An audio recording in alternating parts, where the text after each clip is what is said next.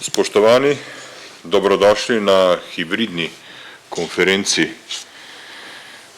strokovne skupine, ki je pripravila predlog zakonodajne rešitve za ustanovitev pokrajin.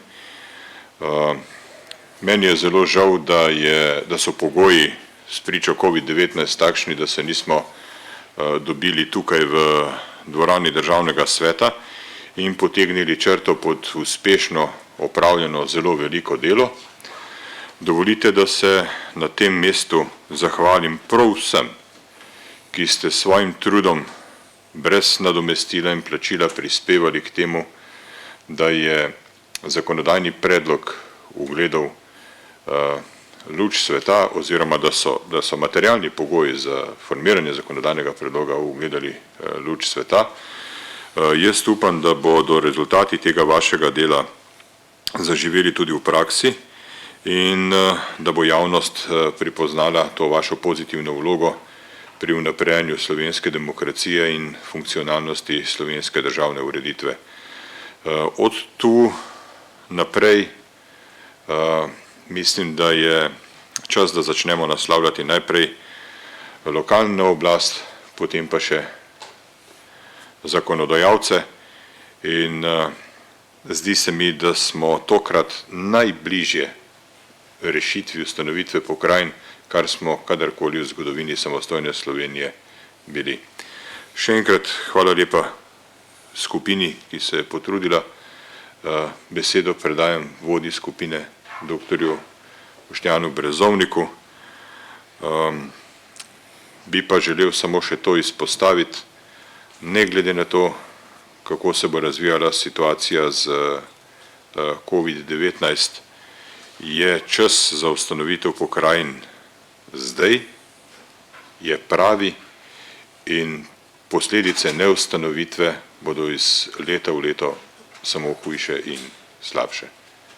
Torej, moj apel vsem, podvizajmo se, najdimo nekaj politične modrosti, dobre volje in zaupanja in speljemo ta projekt do konca.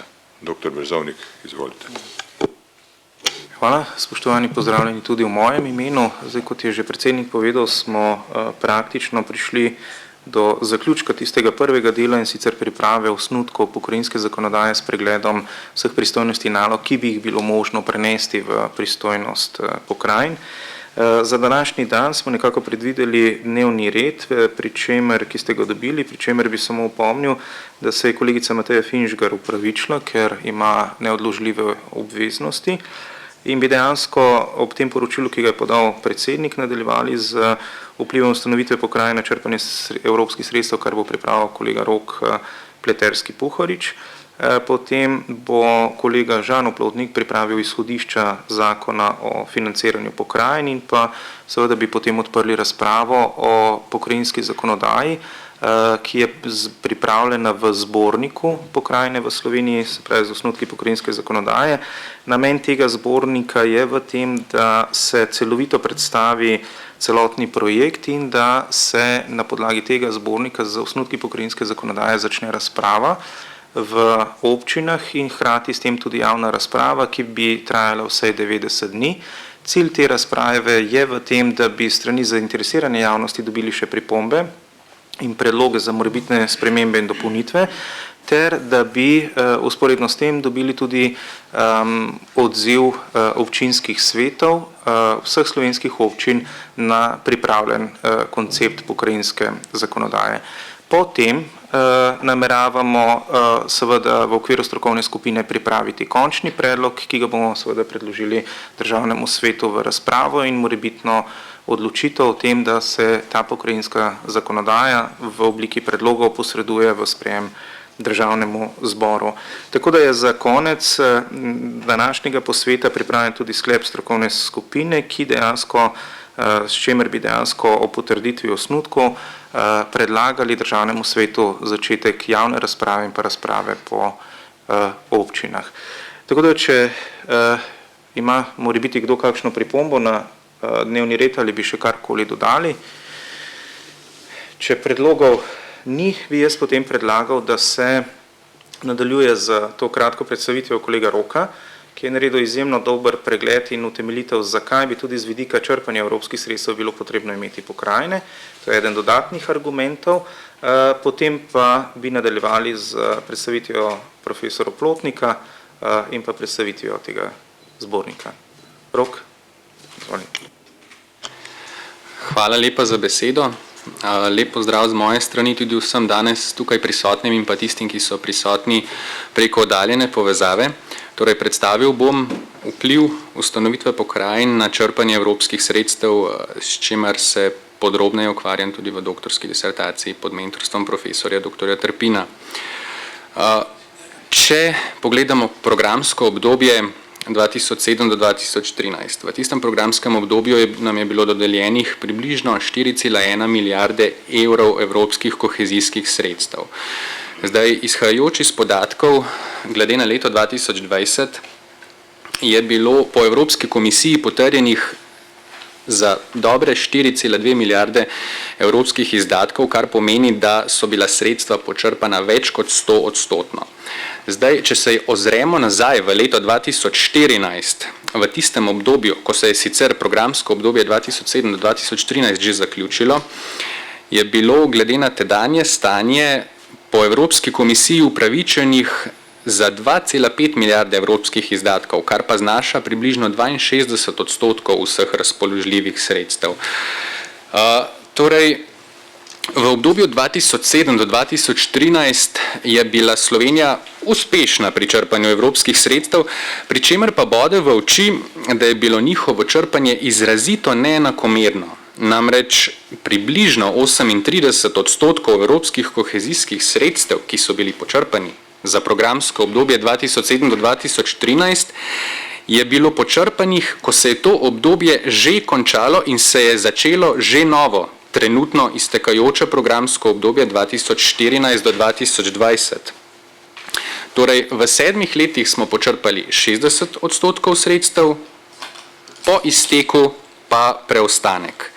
In navedeno vzpostavlja nek dvom v učinkovitost oziroma v smotrnost porabe teh počrpanih sredstev. V sedanjem, v iztekajočem programskem obdobju je bilo Sloveniji v okviru cilja naložbe za rast in delovna mesta dodeljenih nekaj manj sredstev, dobre 3 milijarde evropskih kohezijskih sredstev, znesek izplačil iz državnega proračuna oziroma znesek, ki je bil potrjen se strani Evropske komisije, glede na sicer začetek leta 2020, pa znaša približno 34% vseh razpoložljivih sredstev. Ta številka je trenutno sicer nekaj višja, približuje se približno 40%. Torej, če pogledamo prejšnje programsko obdobje in pa iztekajoče, je stopna absorpcije evropskih kohezijskih sredstev ob izteku sedanjega obdobja glede na prejšnje obdobje precej nižja. Če je bilo prej okoli 60%, smo trenutno pri 40%. Torej, navedeno pomeni, da bo morala Slovenija sedaj po izteku v prihodnjih 3 letih skladno s pravilom N+3, decommitment, počrpati približno 60% sredstev, kar pomeni, da je črpanje sredstev glede na obdobje 2007 do 2013 še bolj neenakomerno. In eden ključnih problemov tega neuspešnega oziroma neenakomernega črpanja sta nizka finančna absorpcijska sposobnost občin na eni strani, na drugi strani pa odsotnost vizije na državni ravni, posledično pa tudi na regionalni oziroma na lokalni. Treba je poudariti, da je vidik finančne absorpcijske sposobnosti občin skupaj s prostorskim ter razvojnim načrtovanjem na državni, regionalni in lokalni ravni izredno pomemben in močno vpliva na črpanje evropskih sredstev. Torej, če gremo konkretno, Zakon o urejanju prostora, ki se je pričel uporabljati v juniju 2018, je uvedel regionalne prostorske plane. Umestil jih je na raven razvojnih regij, ter jih s tem v bistvu nekako postavil v isti okvir, kot ga ima regionalna politika v regionalnih razvojnih programih. Tukaj gre sicer korak v pravo smer, vendar pa je potrebno poudariti, da se postavlja vprašanje, ali so sedanje razvojne regije sposobne prevzeti tako veliko odgovornost oziroma dodatna bremena.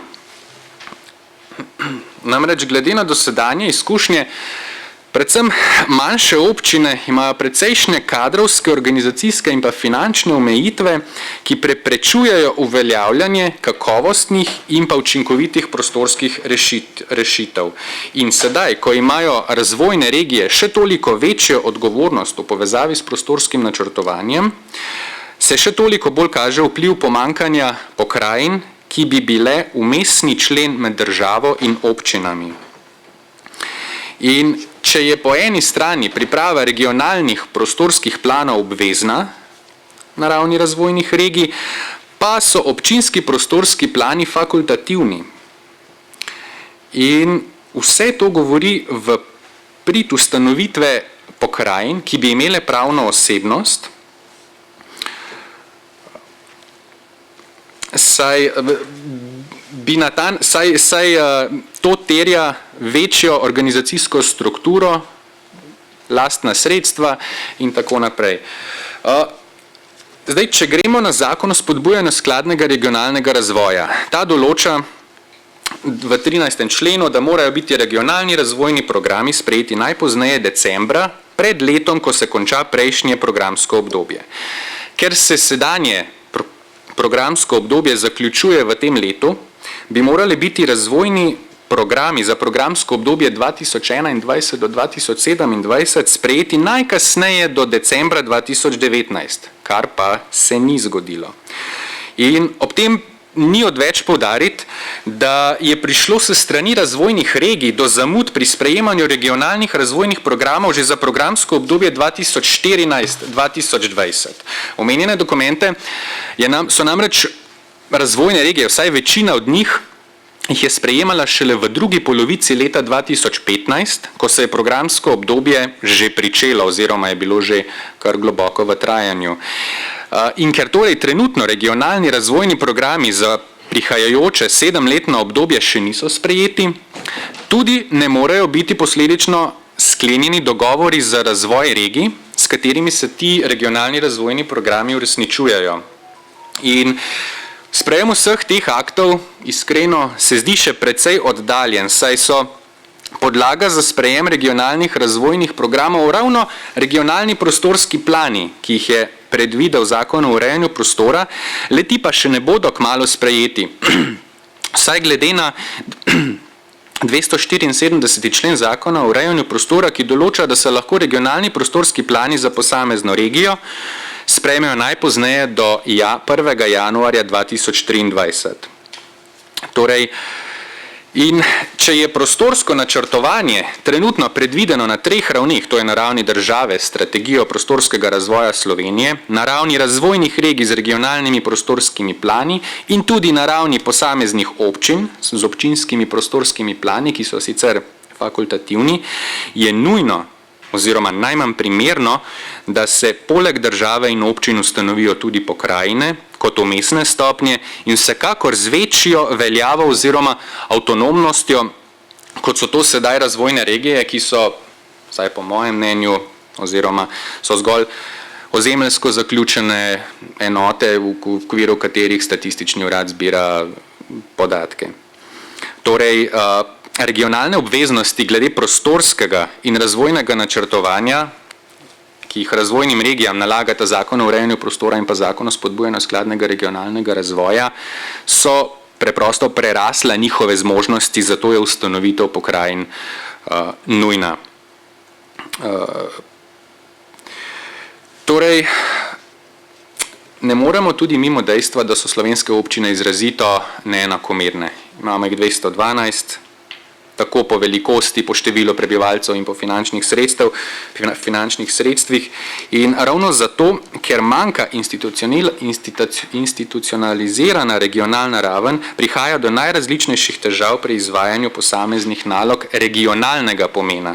Torej, zlasti javni promet, prostorsko načrtovanje, ravnanje z odpadki, naravne nesreče in tako naprej. In ker so omenjene naloge premajhne, da bi se jih izvajalo na državni ravni, po drugi strani pa bremena ne bi zmogle, verjetno niti ne bi želele posamezne občine izvajati, bi bile te naloge idealne za pokrajine.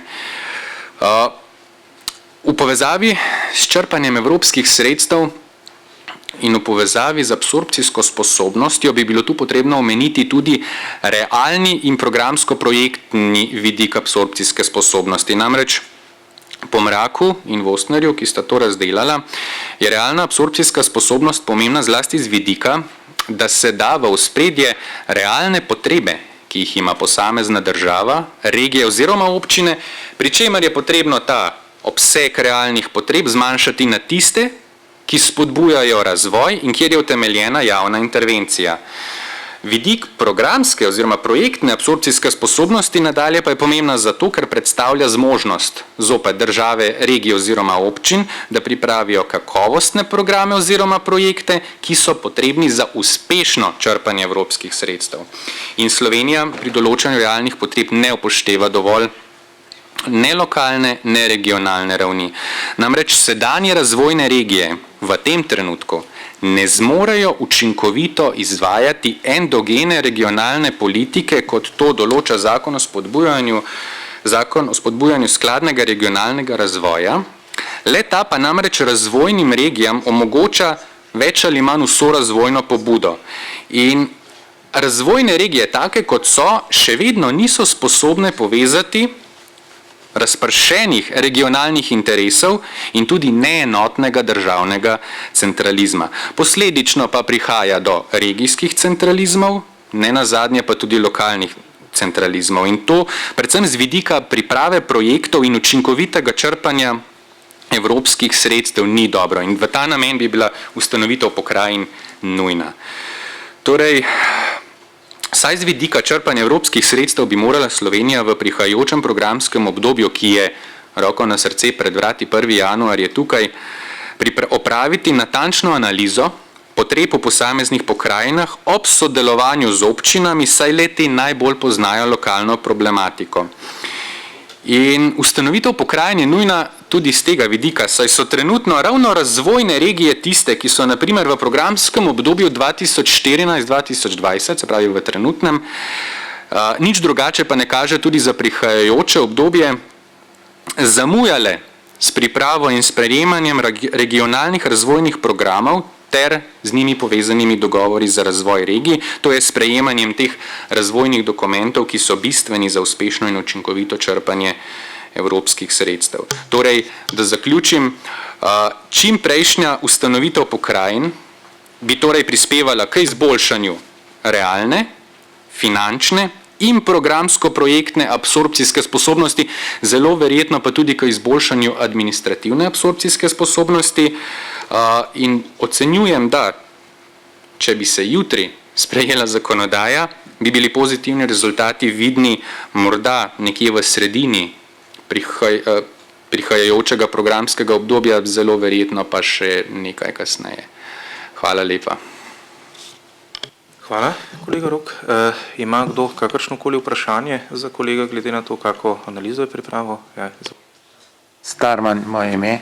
Jaz bi morda samo še eno vprašanje, pravzaprav komentar analize v zvezi s prostorskim načrtovanjem na regionalni ravni dodal. Jaz mislim, da tako kot je zakon zastavil, zakon o urejanju prostora, to regionalno prostorsko planiranje ni težava samo v zamudah pa neučinkovitosti, ampak je vprašanje tudi legitimnosti. Prostorske plane regionalne sprejemajo župani na koordinaciji, ki jo vodi regionalni načrt, ne pa sveti občinski. Tako da, če mene vprašate tudi iz prakse, ker sem delal na večjih nivojih, vprašanje, ali bo ta prostorski plan kakršnakoli dodana vrednost, prvo, ali bo tudi če obvezno, da se sprejme, kaj bo tista skupna vsebina, glede katere se bo na strateški ravni dogovorilo, ker to ni izvedbeni načrt. Izvedbene načrte za posamične projekte, za katere je tudi potrebno za absorpcijsko sposobnost občin, moraš ti izvedbene akte prostorske sprejeti, planski ti sam po sebi še nič ne pove. Ampak ta umestna raven brez politične oziroma ravni, ki ima tudi demokratično legitimnost, širšo, dvomim, da lahko doseže kakršenkoli učinek k celovitejšem prostorskemu konceptu na regionalni ravni. Žal. Bojim se, da bo posledica tega sicer na nek način domiselnega poskusa, dajmo prisiliti, da se župani med sabo zmenijo na nivoju regionalne razvojne, na nivoju razvojne regije, spodbuda, ki bo, če se ne zmenijo, ne bojo dobili regionalnega denarja, skratka tega razreza, ki ga sicer vsako perspektivo je manj, ampak to ni pravo prostorsko načrtovanje in to ni urejanja prostora kot ustavna kategorija lokalne samouprave. Ta še vedno ostane izključno na občinski ravni oziroma na državni ravni, ki pa ima drug namen in tudi izvor, pravni izvor. Tako da absolutno se strinjam s tem in to je morda dodaten argument, sam to sem hotel poudariti, ni, da bi jaz, bojim se, da tudi ta poskus regionalnega medobčinskega sodelovanja ne bo uspešen, tako kot tudi ni bil po ZP načrtu, ker po zakonu o prostorskem načrtovanju iz leta 2007 smo tudi predvideli regionalne prostorske načrte, ki pa za razliko od sedanjega strateškega so bili izvedbeni. Regionalni prostorski načrt je imel namen, da se več občin dogovori o konkretni medobčinski ureditvi in jo umesti v prostor izvedbeno in posledica sprejema regionalnega prostorskega načrta po tem zakonu, prejšnjem zakonu je bila tudi sprememba namenske rabe in nadomestne, v bistvu si nadomestil občinske prostorske načrte z regionalnim. Tako da tisti prvi poskus ni bil, zelo malo primerov je bilo, če je bil eden ali dva v celih teh 10 letih. Ta se pa bojim, da tudi ne more doseči tisto, kar vsi si želimo, tudi na lokalni ravni si želimo večjo medobčinsko koordinacijo, pa morda večje občine jim ni to toliko pomembno, ampak vse druge, ki so obrobne občine ob mestnih občinah, pa imajo zagotovo en interes tega regionalnega prostorskega načrtovanja in tudi s tem imajo večjo težo vizavi državi, ki posega v prostor zelo linearno in zelo interesno omejeno. Hvala. Ja, hvala kolegu Starmanu. Je mogoče še kakšno razmišljanje, kakšen predlog? Kolega Cvikl. To, kar je kolega Pleterski-Puharič povedal, se eno od ključnih vprašanj, argumentov, zakaj pokrajine. Jaz mislim, da seveda je gotovo razdrobljenost črpanja evropskih sredstev v vseh perspektivah do zdaj pač dejansko posledica tega, da pač imamo tako veliko število občin in da se vsi projekti uresničujejo na lokalni ravni. Tle bi seveda veljalo edino to še dodati, da treba razmišljati, ali že v teh naslednjih 6 letih, ko imamo poleg kohezije še pravzaprav sredstva sklada za okrevanje in odpornost, ali bi rekel tudi je to dodatni argument, da pospešimo neko, bi rekel, to vrstno regionalno uresničevanje projektov, ki pač sežejo čez eno občino in imajo seveda regionalni učinek. Tako da ta element bi veljalo dodati, o tem sta seveda tudi pisala tako Vošner kot Mrak, kar je seveda povezano predvsem z vprašanjem, da Trenutno se ta nacionalni načrt za okrevanje in odpornost pripravlja, četrtek, včeraj ga je vlada sprejela v osnutku, še ni dosegljiv, tako da je težko ocenjevati, kako smo naredili, ampak temeljno vprašanje je, ali je znotraj tega tudi predvidena veliko bolj učinkovitejša implementacija tega, kot smo videli na primeru kohezije v zadnjih večletnih finančnih okvirih. Tako da to mislim, da velja dodati. Dobro, hvala. Zdaj, če ni razprave, tudi od kolegov, ki nas spremljajo preko spleta, bi jaz predlagal, da profesor Oplotnik poda zdaj kratko oceno predlaganega zakona o financiranju pokrajin. Zatem bom zaprosil tudi profesor Trpina, da bo podal še oceno glede na pripravljeno oceno finančnih posledic prenosa pristojnosti, ki smo jih ocenili na približno 176 milijonov za vse tiste naloge, ki so povezane z odpravo dvotirnega upravnega sistema.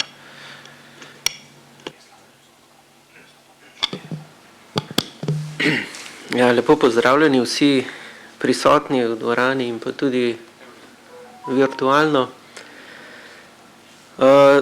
Zakon o financiranju pokrajin zaokroža zakonodajo z področja pokrajin.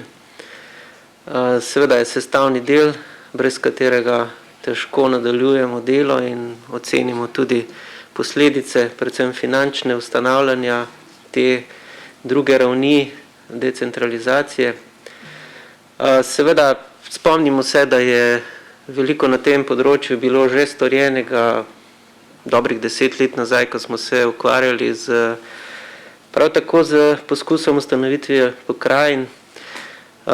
Seveda tudi poznamo vsi razmere v našem javnofinančnem sistemu, kjer pač trenutno delimo vse, kar poberemo na tem nivoju med centralnim nivojem in pa med občinami in pa ostalimi blagajnami. Zdaj pač se zavedamo, da bo potrebno tudi pri pokrajinam dati svoje mesto v tem javnofinančnem sistemu.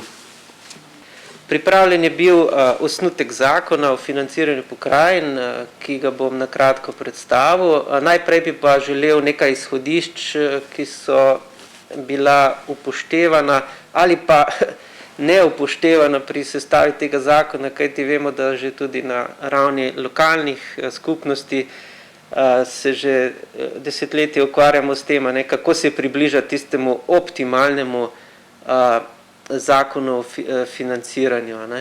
Zdaj, neke podlage so tule navedene na temle slajdu, in sicer vsaka decentralizirana fiskalna enota bi naj bila seveda na področju financiranja čim bolj avtonomna.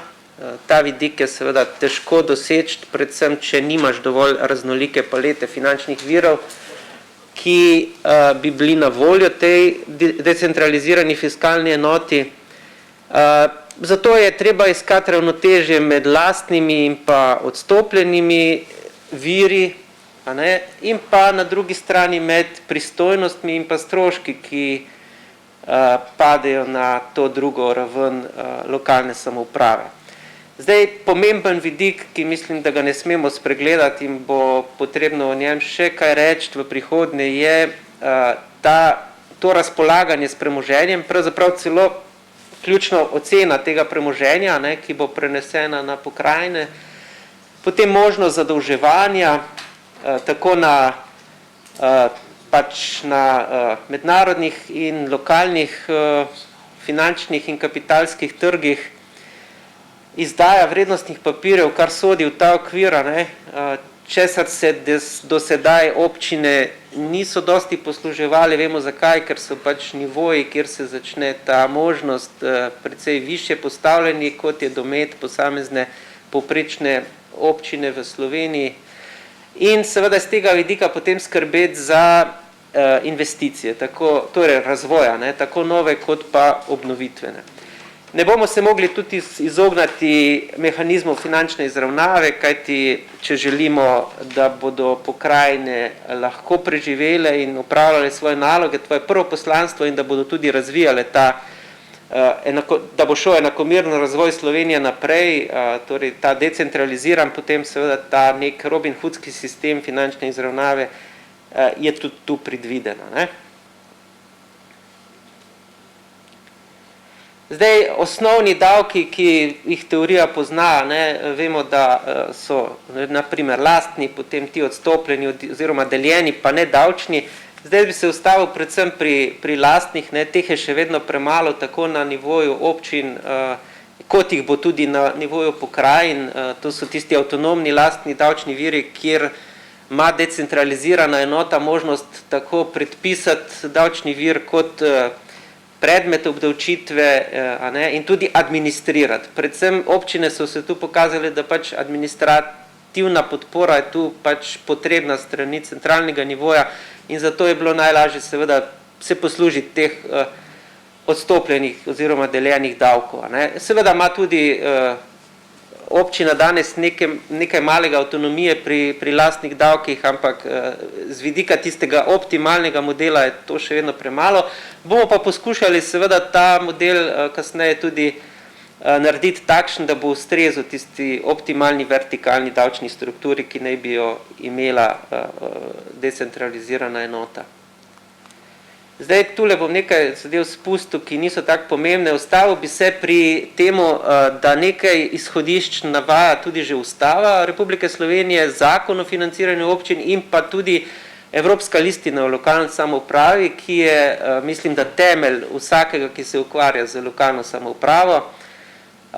Torej, načela, ki jih tam najdemo, so naprimer načelo ustreznosti, to pomeni ustrezne lastne finančne vire, s katerimi razpolagajo v okviru svojih pooblastil. Potem je načelo sorazmernosti, pomeni, da morajo biti viri v sorazmerju z nalogami oziroma pristojnostmi. Načelo samofinanciranja, da naj vsaj del teh finančnih virov torej izvira iz teh avtonomnih lastnih davkov in drugih dajatev. Potem je načelo prožnosti, da morajo biti dovolj raznovrstni in prilagodljivi, da sledijo tej dinamiki ustvarjanja seveda potreb, ki se ustvarjajo na tem nivoju. Načelo izravnave, da mora obstajati neki instrument, ki pripelje do tega, da gre razvoj enakomerno naprej. Načelo zadolževanja in tako naprej. Tako da recimo to so neke premise, neka načela, ki bi jih pač morali upoštevati. Zdaj, kar se tiče naslednjega koraka, ki je bil narejen, je to, da je iz pristojnosti je bila narejena ocena, koliko ta pokrajina oziroma pokrajinska delovanje pokrajin, koliko stroškov bi prineslo. Zdaj, če se spomnimo, leta 2007-2008 je takrat bil narejen kar dober izračun, ki je nekako predvideval za dobro 1,3 tega, bom rekel, stroškovnega dela pokrajin. Zdaj, danes smo v situaciji, ko smo se tudi nekaj naučili iz preteklosti, ampak kljub temu mislim, da je potrebno iti korakoma, postopoma. Pomeni, da se postopoma prenašajo pristojnosti in pa tudi s tem postopoma zagotavljajo finančni viri za delovanje te druge ravni. Zdaj, tule bi jaz predal kolegu Gorazdu besedo, ki bo lahko povedal, kako je zdaj z, bom rekel, s to postopnostjo in kateri so tisti deli, ki bi smo jih najprej ocenili, pa tudi bi bili primerni, da že lahko relativno hitro se prenesejo. Ja, hvala lepa, kolega Oplotnik, hvala Boštjanu predsedniku. Mogoče glede na to, da smo nekako na koncu neke faze v razvoju določenega projekta, bi spregovoril nekaj besed na začetku o njem samem. Kot prvo, jaz mislim, da ta projekt, glede na način njegovega oblikovanja, vodenja, je pravzaprav vzor drugim bodočim projektom, bi moral biti vzor drugim bodočim projektom, ki bi se odvijali na področju družbenega upravljanja. Namreč ta projekt je skušal, oziroma je skušal vsaj pridobiti vse tiste nosilce znanja, strokovnega znanja, ki karkoli vedo v tej državi in bi lahko prispevali svoj del k njegovemu nastajanju. Res je, da prav gotovo vsi niso bili prisotni, ampak to je bila njihova želja in njihova odločitev. Vsak takšen, kot bi rekel, projekt zahteva takšen pristop. In če pogledam naprej, seveda je oblikovanje pokrajin pravzaprav del mnogo širšega projekta, kot je projekt pravzaprav prestrukturiranja celotne države, torej reforme javne uprave. Leta 1997 smo s tem pričeli z velikim navdušenjem, to je bil projekt, ki sem ga sam vodil, z velikim navdušenjem, se smo dobili novo državo in smo vedno rekli na mednarodnih konferencih, to, o čemer vi govorite, mi delamo, toliko smo boljši.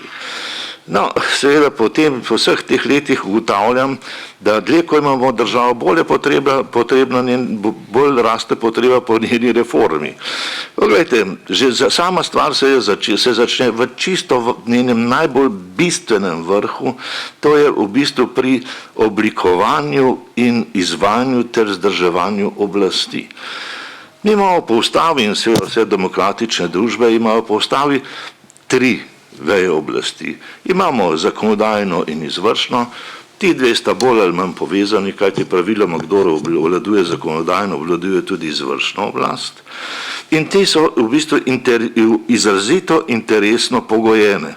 Tisti, ki je zmagal na volitvah, njegov interes je v tem razmerju pravzaprav zmagal in v tem smislu je to absolutno dopustno in celo zaželjeno, ker gre za konkurenco nekih interesov. Tretji del je v bistvu sodna oblast. Ta deluje po popolnoma drugih principih. Ona deluje na podlagi pravičnosti, poštenja in časti. Če se ta oblast kakorkoli premakne v eno ali drugo smer, pride v bistvu do tiste posledice, ki je najbolj, kako bi rekel, najbolj neprimerna. Pride v bistvu do tega, da pravzaprav demokracije ni mogoče uveljaviti. Če temu se pridruži še 4. nastajajoča veja oblasti, to je medijska oblast, potem je seveda jasno, da takšna država nima v bistvu velikega napredka na področju tistega, kar je bistveno, to je demokracija, to je demokratično življenje državljanov znotraj neke države, nekega torej najvišjega upravnega sistema. Najprej, če pogledamo seveda, del tega prestrukturiranja je seveda tudi pokrajina. Pokrajina je ustavna kategorija. Res, da ni tako razdelana, kot je občina, ampak kljub vsemu je seveda v ustavi omenjena in je ustava daje tudi podlago za njeno ustanavljanje. Kot tako seveda je bilo dolgo let debata, torej razprava, ali bi ustanovili pokrajine ali ne bi ustanovili pokrajine. Bilo je zelo veliko, pa mogoče tudi seveda še danes, političnih vprašanj, kakšna bo struktura moči v novih pokrajinah, kako se bo ta moč pravzaprav razporedila. Tega pravzaprav nihče čistočno ne zna čistočno določiti, zato se očitno praktično celotni politiki zdi ta projekt politično, da tako rečem, tvegan. Na drugi strani pa seveda ugotavljamo, da pokrajino kot del celotnega sistema družbenega upravljanja nujno potrebujemo. Pokrajina je pravzaprav kot upravni sistem je orodje za bolj učinkovito družbeno upravljanje. Res je, da ima to orodje tudi svoj politični del, tako kot vsak upravni sistem je sestavljen iz političnega in izvedbenega dela, ampak kljub vsemu gre torej za orodje, ki ga je treba vzpostaviti, zato da lahko pridemo do boljših družbenih odločitev na področju družbenega upravljanja. Namreč zakaj gre tu? Pri vseh upravnih sistemih, ki jih razporejamo po različnih ravneh, gre za vprašanje, kje se oblikujejo interesih, o katerih se bo odločalo. Kajti, če se odloča o interesih, ki se oblikujejo na regionalni ravni, na centralni ravni, je seveda to nepravilno. Enako je seveda tudi obratno, če pride do pretirane decentralizacije. Se pravi, tu gre na eni strani za to interesno komponento, na drugi strani seveda pa izvedbeno, kar pomeni, da takšen določen sistem, ki se ga določil tudi teritorijalno po prebivalcih, pač je bolj učinkovit za sprejemanje družbenih odločitev in tudi za njihovo izvedbo. V tem delu seveda torej lahko takoj ugotovimo, da pokrajine nujno rabijo. Ne bom šel nazaj zdaj in razpravljal o tem, kako bi je bilo to potrebno in je še vedno potrebno v času sedanje zdravstvene krize.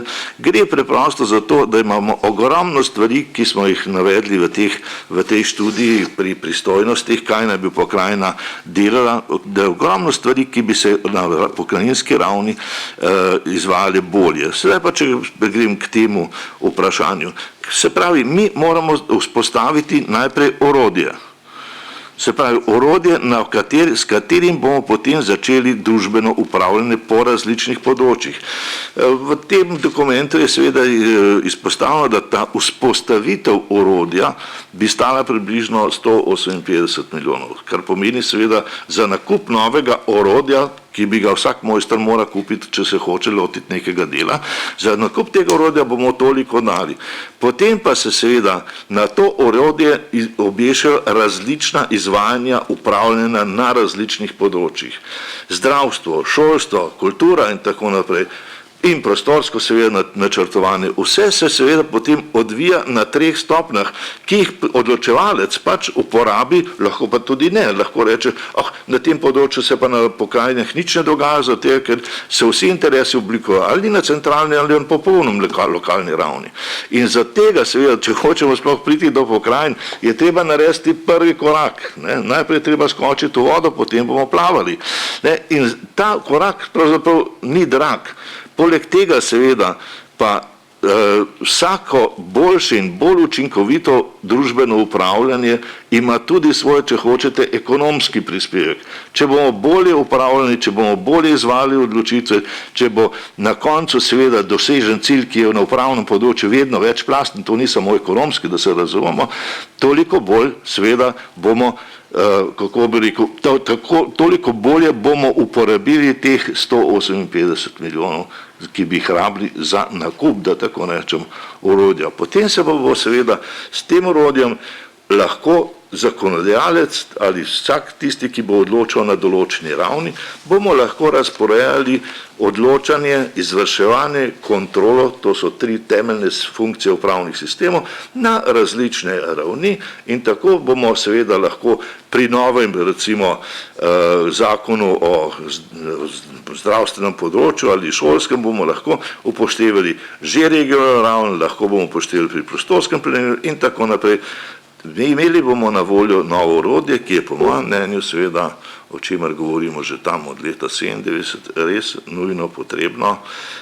Zdi pa se mi, kar se mi zdi pa dobro, da se je s tem projektom naredil nek odločilen korak k temu cilju in mislim, da bomo v bližnji ali srednji, mogoče tudi daljni prihodnosti prišli do pokrajin, kajti njihova ustanovitev in delovanje je z vidika družbenega upravljanja neizogibno.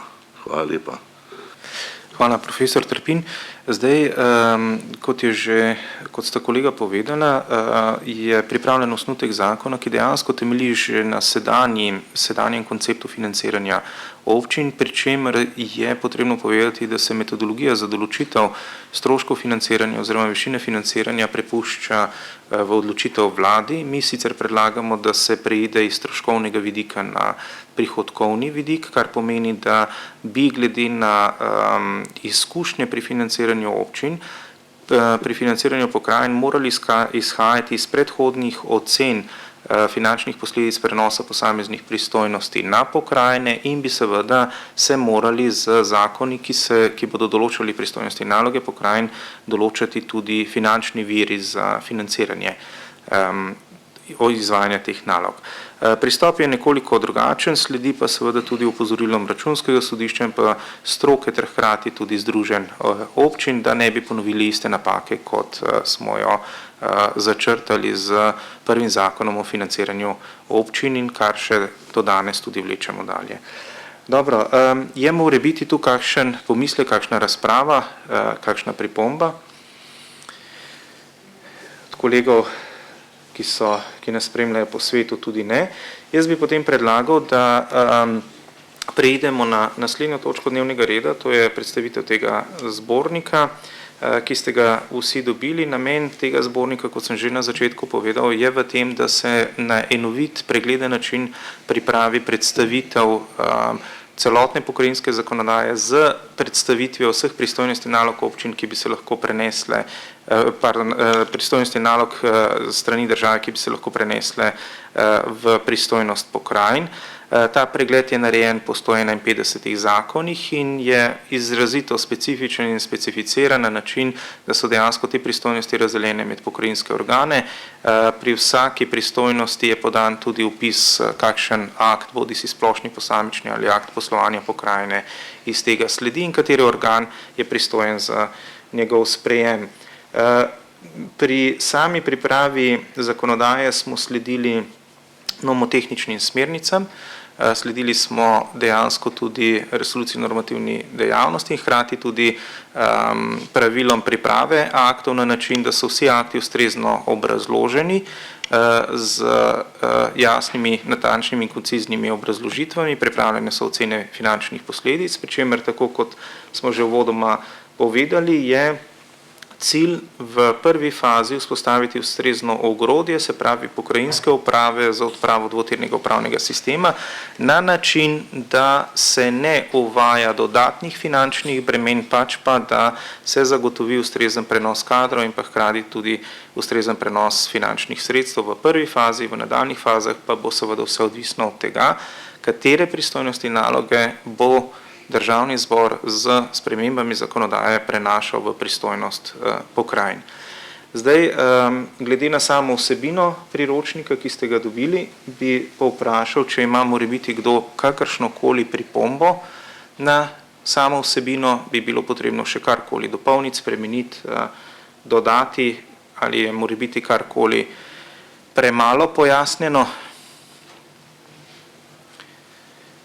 Če pripomb ni, potem bi jaz pa na tem mestu predlagal in sicer v sprejem sklep, da strokovna skupina Državnega sveta Republike Slovenije potrdi osnutke pokrajinske zakonodaje in sicer Zakon o ustanovitvi pokrajin, Zakon o pokrajinah s pregledom pristojnosti pokrajin in Zakon o financiranju pokrajin in predlaga Državnemu svetu Republike Slovenije, da razpiše 90-dnevno javno obravnavo osnutkov pokrajinske zakonodaje in pozove občine, da se v času javne obravnave opredelijo do vsebin osnutkov pokrajinske zakonodaje.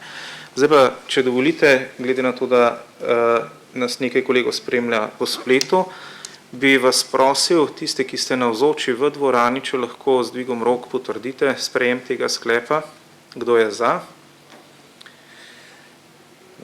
4, 6, 8. Se pravi, ugotavljamo, da smo vsi člani, ki smo navzoči v dvorani za sprejem tega sklepa. Pri kolegih na spletu bi pa povprašal, če, glede na to, da nas spremljate, če ste vsi za, pa bi vas prosil, da se vključite v razpravo in to potrdite bodi si za svojim poimenskim izglasovanjem ali pa z dvigom roke, kar omogoča tudi sistem, ki ga uporabljamo. Bi poprosil kolega Igorja Kavčiča, če je z nami.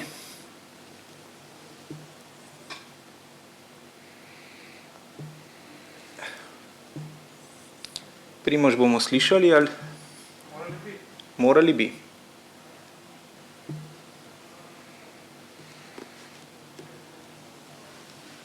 Okay. Kolega Kavčiča sicer nismo slišali, se je vklopil, verjamem, da ni bil proti. Kolega Aleš Smrekar.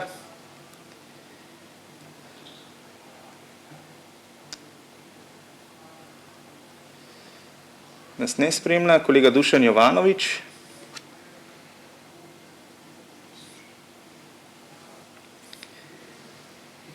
Kolega Iztok Rakar je odgovoril, da je za, je poslal obvestilo. Kolega Franci Grad se ni vključil. Kolega Frane. Ja. Kolega Milan Ojsteršek je potrdil, da je za. Profesor Mikoš.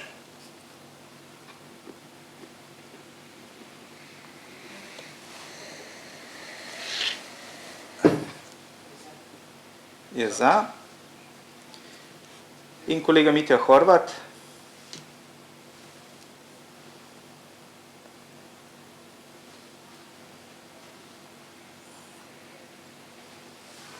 Ja.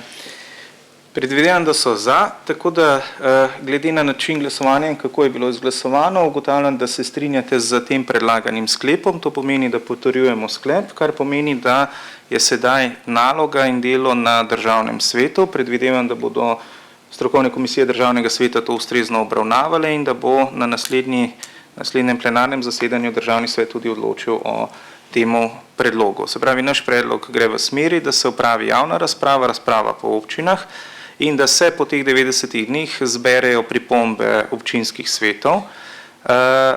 Zatem pa se bo potem strokovna skupina glede na podane predloge, pripombe in morebitne predloge sprememb ponovno sestala in pripravila dokončni predlog, ki ga bomo po dogovoru najprej predstavili predsedniku republike, ki je podal inicijativo za začetek postopka ustanavljanja pokrajin, zatem pa bo sledila seveda dokončna odločitev Državnega sveta, ki bo presodil, ali je celotna zakonodaja, se pravi celotni zakonodajni predlog, ustrezen za začetek postopka v Državnem zboru. Ja. Dobro, je morebiti še kakšen drug pomislek za razpravo, ki jo imamo odprto, imate še kakšen predlog, še karkoli za pripraviti, narediti, dodati? Zdaj, če ne, potem bi se vam jaz na tej točki zahvalil. Svoje delo smo v letu in pol opravili, malce se je zavleklo zaradi različnih dogodkov, dejanj, katerim smo bili priča, ampak za vztrajnostjo in trdim delom se tudi to da približati koncu. Tako da Državni svet bo z svetniki, predvsem predstavniki lokalnih skupnosti, imel zdaj zelo pomembno nalogo, da seveda tudi prepriča občinske svete slovenskih občin, da je ta predlog ustrezen, dober in da lahko nadaljujemo razpravo. Ja. Dobro. Najlepša hvala za vašo udeležbo, kolegom, da ste nas spremljali preko spleta. Hvala za vso podporo in vas bomo sproti obveščali o nadaljnih aktivnostih. Srečno.